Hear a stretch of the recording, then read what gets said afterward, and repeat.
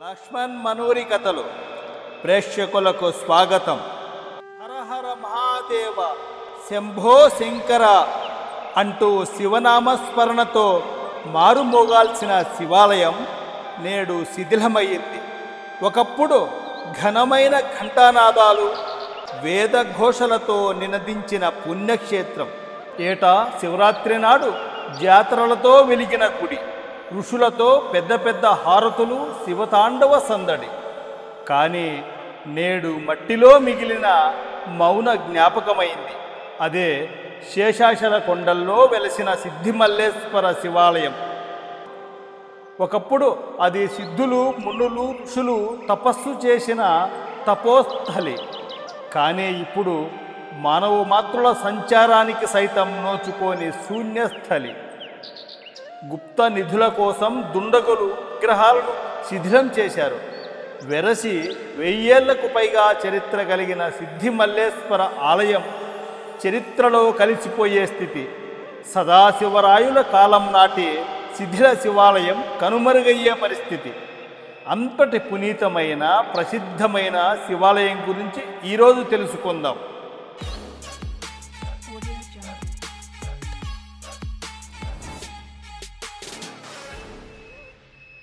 ఇప్పుడు ఇది సిద్ధిల శివాలయం. కానీ ఒకప్పుడు సిద్ధులు, యోగులు, మునులు, ఋషులు పూజలు చేసిన పుణ్యక్షేత్రం.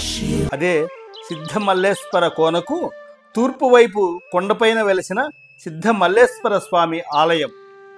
కడపకు అతి సమీపంలోని శేషాచలం అడవిలో కొండలు, గుట్టల్లో దట్టమైన చెట్ల మధ్య వెలిసిన శివాలయం.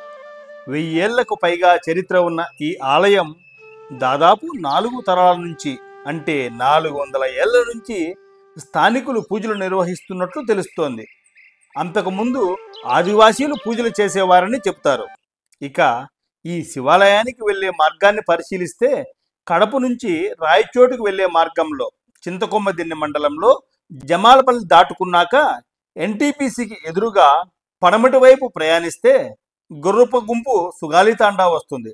అక్కడ నుంచి శేషాచలం అడవిలో దాదాపు 6 కిలోమీటర్లు కొండలు, గుట్టలు దాటి ప్రయాణిస్తే దట్టమైన చెట్ల మధ్య స్వామి ఆలయం కనిపిస్తుంది. అక్కడ ఎత్తైన వేదికపై శివయ్య, పార్వతమ్మ, బొజ్జ గణపయ్య దర్శనమిస్తారు. సదా నీ సేవకు సిద్ధం అంటూ బసవయ్య కనిపిస్తాడు. ఈ ప్రాంతం నుంచి 5 కిలోమీటర్ల దూరం ప్రయాణిస్తే పొలతల శ్రీ మల్లేశ్వర స్వామి శైవక్షేత్రం వస్తుంది. పూర్వకాలంలో మునులు, ఋషులు, సిద్ధులు ఇక్కడ తపస్సు చేసేవారట. వీరంతా ప్రతిరోజు పొలతల శ్రీ మల్లేశ్వర స్వామి శైవక్షేత్రానికి వెళ్ళి స్వామిని దర్శించుకొని తిరిగి వచ్చి ఇక్కడే తపస్సు చేసేవారట. సిద్ధులు సంచరించారు కాబట్టే ఈ ఆలయానికి సిద్ధిమల్లేశ్వర స్వామి ఆలయం అని పేరు వచ్చిందట. నిత్యం వేద మంత్రాలతో, ధూపదీప నైవేద్యాలతో ఎంతో సందడిగా ఉండేది. కాలగమనంలో ఈ సిద్ధిమల్లేశ్వర ఆలయంలో ఆదివాసీలు పూజలు చేస్తుండేవారు. వాస్తవానికి ఇది ఓ దేవాలయం మాత్రమే కాదు, ఇది కాలం కప్పిన తపోస్థలి. శిథిలమైన ఆ గుడి శిలల మధ్య ఇప్పుడొక శూన్యంలో శివుని మౌనం. ధూపదీప నైవేద్యం లేక, భక్తులు అర్చకులు రాక అనాథల ఒంటరిగా మిగిలాడు శివుడు. అనంతరం 4 తరాల నుంచి స్థానిక భక్తులు, తాండావాసులు స్వామిని దర్శించుకొని పూజలు నిర్వహిస్తున్నారు.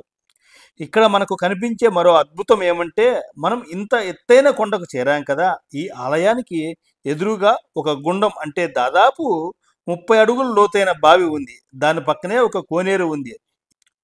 ఈ బావిలోనూ కోనేరులోనూ మండు వేసవి కాలంలో సైతం నిరంతరం నీరు ఉంటుంది. ఇంత ఎత్తైన ప్రదేశంలో నిరంతరం నీరు ఉండటం భక్తులను సంభ్రమాచర్యాలకు గురి చేస్తుంటుంది. అదే దేవుడు లీల, శివుడు శక్తి అని స్తుతిస్తారు భక్తులు. కోనేరులోని నీరు అడవి జంతువుల దాహార్తిని తీర్చడానికి ఎంతో ఉపయోగపడతాయి.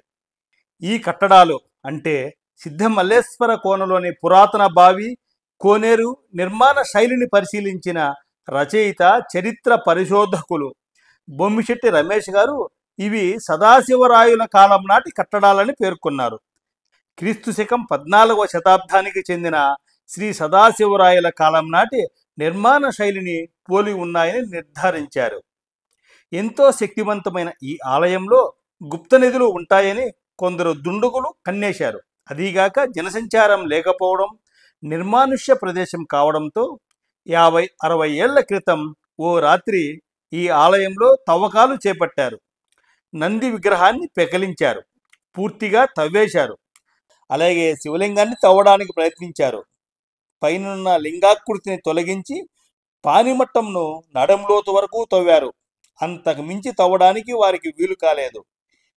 ఈ శిథిలాలను గుడి సమీపంలోని బావిలో పడేశారు. అయితే ఆ రోజు ఇక్కడ ఒక అద్భుతం జరిగింది. మండల పరిధిలోని రసూలుపల్లె గ్రామానికి చెందిన భక్తుడు వీరభద్రయ్యకు శివుడు కలలో కనిపించి గుప్త నిధుల కోసం దుండగులు తవ్వకాలు జరుపుతున్న విషయం చెప్పాడట. మరుసటి రోజు ఉదయమే ఆయన కొందరు భక్తులతో కలిసి సిద్ధమల్లేశ్వర కోనకు వెళ్ళి ఆలయంలో చూడగా రాత్రి స్వామివారు కలలో కనిపించి చెప్పినట్లుగానే దుండగులు నంది విగ్రహాన్ని ధ్వంసం చేశారు. శివలింగాన్ని కూడా పెకిలించారు. దీంతో వీరభద్రయ్య మరికొందరు భక్తులతో కలిసి నంది విగ్రహాన్ని, శివలింగాన్ని పునఃప్రతిష్ఠించారు. అలాగే మరికొన్నేళ్లకు మండల పరిధిలోని కొత్తపల్లి గ్రామానికి చెందిన రామయ్య, రైతులు, మరికొందరు భక్తుల ఆధ్వర్యంలో పార్వతీమాత, గణపతి స్వామి, సుబ్రహ్మణ్య స్వామి, అక్కదేవతల ప్రతిమలను, బండయ్య స్వామి విగ్రహాన్ని ప్రతిష్ఠించారని చెబుతారు. మాది గురుముంపు సుగాల్తండ, కొలుమలపల్లె పంచాయతీ, చీకెదిన్న మండలం, కడప జిల్లా. పేరు మల్లయ్య నాయక్. అది అప్పుడు ఏదో దొంగలో ఏమో కొట్టేసినారు. అది అయిపోయిన తర్వాత మళ్ళా రైతులు కలిసి సందాలు వేసుకొని విగ్రహాలు చేపించి పెట్టినారు. అప్పటి నుంచి బాగానే జరుగుతుంది. సంతానం కలగకపోవడం, ఆర్థిక సమస్యలతో బాధపడుతున్నవారు, పెళ్లిళ్లకు ఆటంకాలు ఏర్పడుతున్నవారు సిద్ధిమల్లేశ్వర స్వామి ఆలయంలో ముడుపులు కట్టి స్వామివారిని, అమ్మవారిని సేవిస్తే వారి కోరికలు తప్పక నెరవేరుతాయని తరతరాలుగా నమ్ముతున్నామని భక్తులు చెబుతుంటారు. ఎందుకు పెద్దనా ముడుపులు కడతారు? ఎందుకు కూడా ముక్కుబళ్ళు బిడ్డల కోసం. మా స్వామి ఎంతో మందికి బిడ్డలు ఇచ్చాడు భగవంతుడు. ఈడ మళ్ళీ బిడ్డలు కూడా ఇచ్చాడు మాకు. అందుకని అందుకే దారి లేకపోయినా కొండల్లో, గుట్టల్లో, దట్టమైన అడవిలో మైళ్ళ కొద్దీ దూరం కాలినడకన ప్రయాణించి స్వామివారిని దర్శించుకుంటారు. గతంలో ఎడ్ల బండిలో ఆలయానికి వచ్చేవారు. ఇప్పుడు ఎద్దులు లేవు, బండ్లు లేవు. అందుకే కాలినడకన వస్తుంటారు. రాళ్ళు రప్పలతో ఎగుడు దిగుడు మార్గం ఉండడంతో ఎలాంటి వాహనాలు రావడానికి వీలు లేదు. బైకులు, ఆటోలు, కార్లు తదితర వాహనాల ప్రయాణానికి ఈ మార్గం అనుకూలంగా లేదు. అతి కష్టం మీద ట్రాక్టర్లు మాత్రం వస్తుంటాయి. ట్రాక్టర్లు అందుబాటులో లేని వారు కాలినడకన మాత్రమే రావాల్సి ఉంటుంది. చిన్నపిల్లలు, వృద్ధులు, మహిళలు, ఆరోగ్య సమస్యలతో బాధపడుతున్న వారు ఇక్కడికి రావడానికి ఎన్నో ఇబ్బందులు పడుతున్నారు.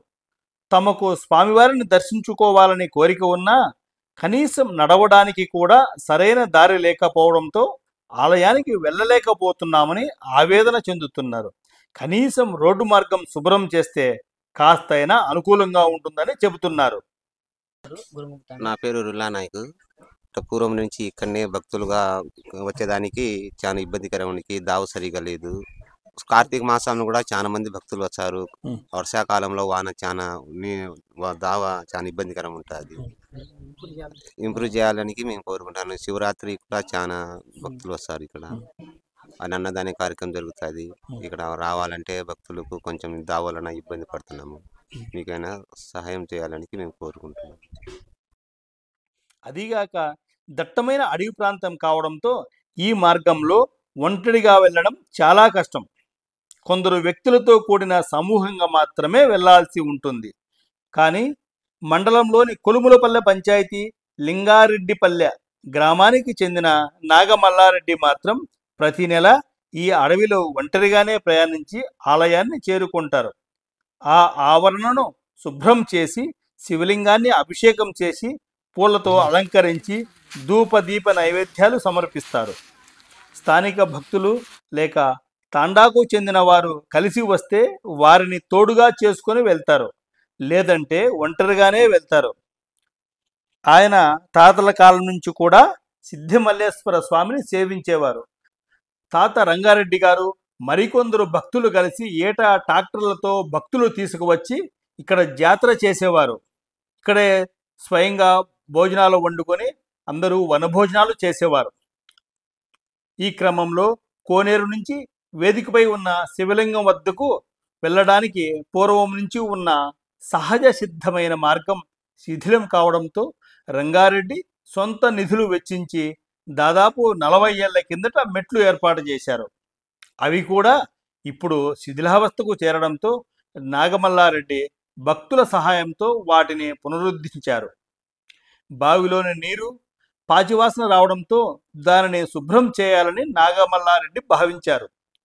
గురుగుంపు సుగాల తాండా మరియు చుట్టుపక్కల గ్రామాలకు చెందిన యువకులతో కలిసి ఆయిల్ మోటారు పైపులు తీసుకువచ్చి బావిని శుభ్రం చేశారు. 3 సార్లు గట్టిగా ప్రయత్నిస్తే గానీ ఇది సాధ్యపడలేదు. దాదాపు 20-25 అడుగుల మేర పుడికి తీశారు.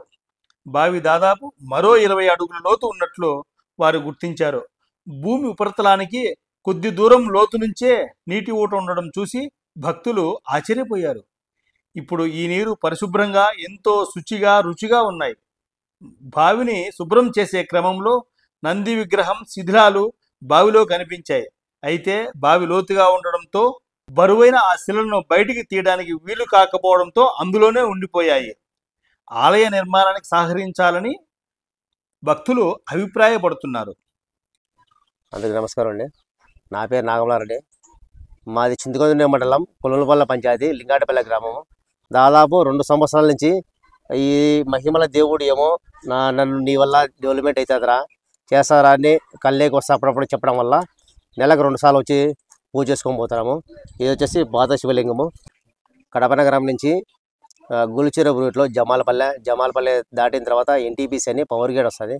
పవర్ గేట్ ఆపోజిట్లో గురుగుంపు సుగాల తాండా, ఆ తాండా నుంచి పాత ఊరు వస్తారన్నమాట. గురుగుంపు సుగాల తాండా పాత ఊరు నుంచి ఒక 5 కిలోమీటర్లు కాలినడక రావచ్చు, ట్రాక్టర్లు రావచ్చు. ట్రాక్టర్లు కొద్దిగా ఇబ్బందికరంగా ఉంటుంది. దారి మార్గం కొద్దిగా బాగుండేది అనుకో, భక్తులకు సౌకర్యాలకు బాగుంటుంది. ఫ్యూచర్లో భక్తులు కానీ ఉన్నతాధికారులు కానీ ముందుకు వచ్చి గుడి నిర్మాణము డెవలప్మెంట్ చేయాల్సిందిగా కోరుతున్నాం. సిద్ధిమల్లేశ్వర స్వామిని ఇంటి దేవుడిగా కొలిచి పూజించేవారు చాలామంది ఉన్నారు. కడప జిల్లాలోనే కాదు, ఇతర రాష్ట్రాల నుంచి కూడా భక్తులు వచ్చేవారు. అయితే దారి సక్రమంగా లేకపోవడంతో చాలామంది రావడమే మానేశారు. మహాశివరాత్రి, కార్తీక మాసం, మాఘమాసం తదితర పర్వదినాలలో భక్తులు కాలినడకనే లేదంటే ట్రాక్టర్లలో అధిక సంఖ్యలో వస్తుంటారు. పుట్టు వెంట్రుకలు తీయడం, మొక్కుబడులు చెల్లించుకోవడం వంటి ప్రత్యేక కార్యక్రమాలకు ఉమ్మడి కడప జిల్లాలోని రాయచోటి, జమ్మలమడుగు, ప్రొద్దుటూరు, బద్వేలు ప్రాంతాల నుంచే కాకుండా ఆంధ్ర, తెలంగాణ, కర్ణాటక, తమిళనాడు తదితర రాష్ట్రాల నుంచి కూడా భక్తులు వస్తుంటారు. నా పేరు నిర్మల. మేము రాయచోటి నుంచి వచ్చినాము. మా అక్క బావ మనవనికి పుట్టెంటుకలు సాంగ్యం ఉంటే వచ్చినాము. వచ్చిన తర్వాత చూస్తే ఇక్కడ వాతావరణం చాలా చల్లగా ఉంది, చాలా బాగుంది. ఇక్కడ వాటర్ కూడా అసలు ఫ్రిడ్జ్ వాటర్ కంటే చాలా కూల్గా ఉన్నాయి. సో ఇక్కడ ప్రదేశం చాలా బాగుంది. కాలం గడిచిపోయింది, కానీ భక్తుల విశ్వాసం మాత్రం ఎప్పటికీ మిగిలిపోతుంది. శిథిలమైన ఈ శివాలయం మనకు ఓ స్మరణ, ఓ నిశ్శబ్ద స్మారకం. దేవుడంటే కేవలం నిర్మాణం మాత్రమే కాదు, అది మనం ఊహించుకునే విశ్వాసం. ఈ ఆలయానికి సంబంధించిన మరిన్ని వివరాలు త్వరలో మరో వీడియోలో తెలుసుకుందాం. ఈ వీడియో మీకు నచ్చితే లైక్ చేయండి, కామెంట్ చేయండి. ఇంకా ఇలాంటి కథలు, కథనాల కోసం మన ఛానల్ను చూస్తూ ఉండండి. మొదటగా చూస్తున్న వారు ఎవరైనా ఉంటే వెంటనే సబ్స్క్రైబ్ చేయండి. త్వరలో మరో వీడియోతో కలుద్దాం. అంతవరకు సెలవు. నమస్తే, ధన్యవాదాలు. ఓం నమః శివాయ.